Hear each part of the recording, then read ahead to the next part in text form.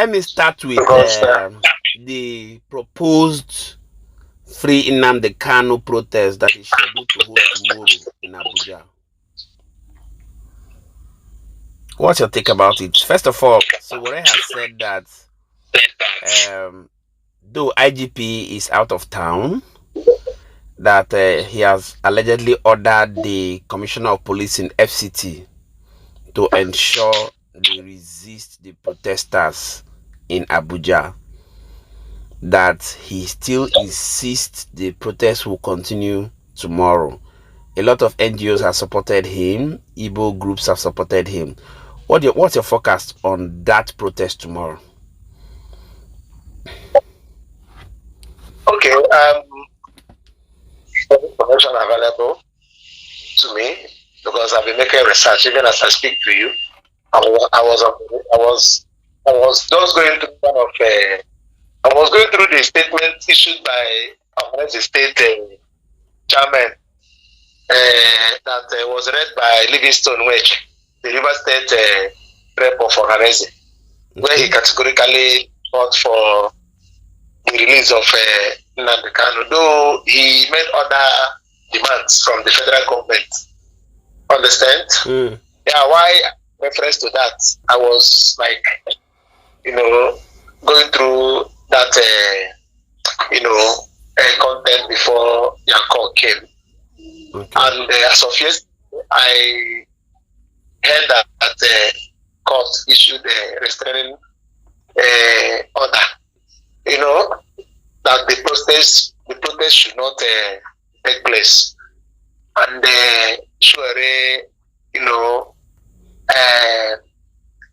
that he will contest the restraining order. I just saw one now that he insists that the protest will hold tomorrow. Listen, you heard from him or they wrote? You read? Yes. Sarah reporters, he just put it out that IGP ordered FCT police commissioner to stop to... See, the truth of the matter is this. Fîṛê is completely out of the control. The whole thing. In the sense that it has gone beyond his control. He initiated it. Yes. But he can't control it anymore. Yeah. Because that date being tomorrow will definitely hold, and it's a worldwide protest. Yeah. It's a worldwide. It's going to happen simultaneously everywhere. So it has gone beyond his control. Yeah. Yeah, he initiated it too. And the magnitude that this thing is going,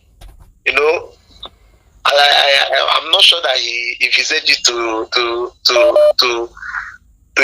hype the way, the momentum the protest has gathered. Yeah. Even an American embassy issued statements. Yes, that citizens should be careful of possible security threats. So it has really increased, it has really hyped the protest. So, but we don't know the dimension that the protest will take tomorrow, whether it's going to be peaceful or it's going to be violent. But one thing I'm sure is that government will definitely find a way to counter it by sponsoring anti-Nnamdi release protests, for sure. So that it will be a divided arrangement. People who are in support and people who are against. So government will definitely sponsor people. Their antics now. Yeah. They will definitely sponsor people to counter it. So maybe in the course of trying to counter that Nnamdi protest, there might be a clash. Exactly. Between the support and against. That is the only area we are expecting trouble to emerge. But in terms of the protest from the beginning is to be a peaceful protest. The arrangement is for the protest to be a peaceful one. Even the police, the organizers, are expecting police to give them protection. It's just to create awareness. It's not violent, this thing. No normal protest now. Yeah. So, for the release of this. So it's not going to be violent protest. It's a peaceful protest. But it's trying to create impression that not all Nigerians are in support for the release. So government will definitely sponsor anti-Kanu release protests. So Tinubu will just click his finger and Wike will just handle that. Organize his Abuja men for them to go and look for. Even depending on the number of people they want. If they want 2 million, they have the money to mobilize too. If they want 3 million, they have the money to mobilize, and they will tell them, look at what people should do. And at the end, people will have the money. And Nigerians say, because already they are hungry. Hunger has been weaponized. So you don't need people to. You will not find it difficult to get people that will do that kind of. But now, we have had protests that has come time and again in Nigeria.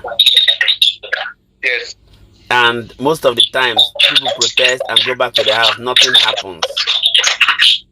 Do you think that this one is going to create any significant change? No, listen, let me tell you that this one is releasing nigeriapolitics. I know that nigeriapolitics detention is very sensitive. There is a whole lot about it. Understand? And you know that they are not in support for his release, especially the Fulanis. Yes, the Fulanis, not the Northerners. Yes, the Fulanis are not in support of his release. And the Tinubu 2027 election is coming, so he wouldn't want the Fulanis to count it as one of their grievances for not because it's very dicey, it's very sensitive. Then for him alone, he would have asked the guy to go, but he's just trying to as well take the feelings of the Fulanis into consideration. But Nandekanu did not run the Fulanis in any way. He did not kill their people, but rather he exposed a lot of things about them. And all the things he said about them, they have all come to be. Yes. Understand? All the forecasts. All manifest. All the things he said about them, even when Buhari, even before they started to plan for Ruga, even when they plan for waterway, or that water bank, what. That was the whole Nigerians resisted. In fact, the entire southern Nigeria resisted. Kanu said it ahead of that. Even the bandits, a whole lot. Yeah. A whole lot. Marudin Fulani men that are ravaging the southern Nigeria. He said it before they started. Even when Buhari was contesting the election, he told Nigerians that they should be wary of this man, that look at what this man is coming from. He's coming to continue the fight of their forefathers, Usman and Fodio, to deep this thing in the sea. And a lot. And at the end of the day, the whole thing manifested. Exactly. Everything manifested. So they are very critical of the young man. I even thank God that Buhari did not kill him. Yes. Understand? I thank God that Buhari did not kill him. So that is just the thing, understand? So it depends. But at least because what they want to do now is that at the court level, they want to give this case accelerated hearing.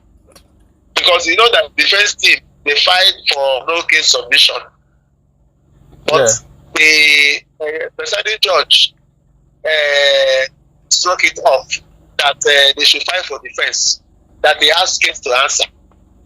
And he has given them, the thing to fight their defense.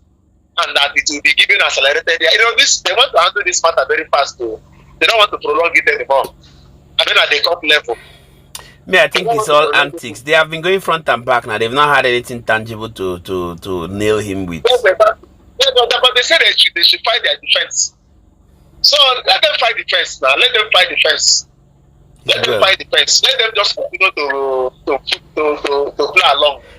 Fight their defense. If at the end of the day they convict him, then you can be talking about pardon, presidential pardon, and that one will be understandable.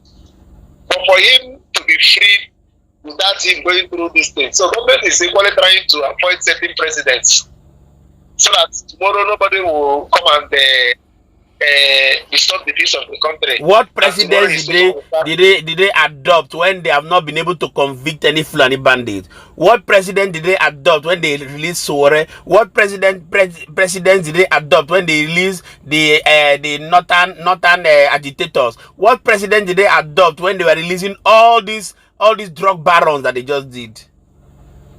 No, the thing is this: we should understand this. In Nigeria, the law that is applicable to a Fulani man or a Northerner is not the same thing applicable to an Igbo man since after the Civil War. You should know that in every facet of our national life, even when this one is a state president, their statement, I think, is still trending. There is a gas infrastructure, gas pipeline, high pressure pipeline, excluding the Southeast. Whereas Southeast, as a state, they have the highest gas deposit, according to information. But I don't know how they were excluded from the. So you see, there is a whole lot. There is a whole lot. You need to listen to that statement. And he issued vile, subtle threats to the government of Federal Nigeria about this. The way they are handling things about the Igbos is really getting out of hand. As well. That they are just pushing them, trying to provoke them. They don't know what is their intention. They want to get from the Igbos the way they are going about, and they only want any Igbo politician or highly placed individual that is working against the release of Nnamdi to be very careful, so that the Igbos will not see him as their enemy. And they threaten that they will soon start to mention names soon. Because it's like they have already penciled down some of the names that are working against the release of Nnamdi. And it's like the Imo State Governor, Bobo Odemba, is the arrowhead. Yes, it's the arrowhead. They didn't mention his name, but this time, something like that. As well.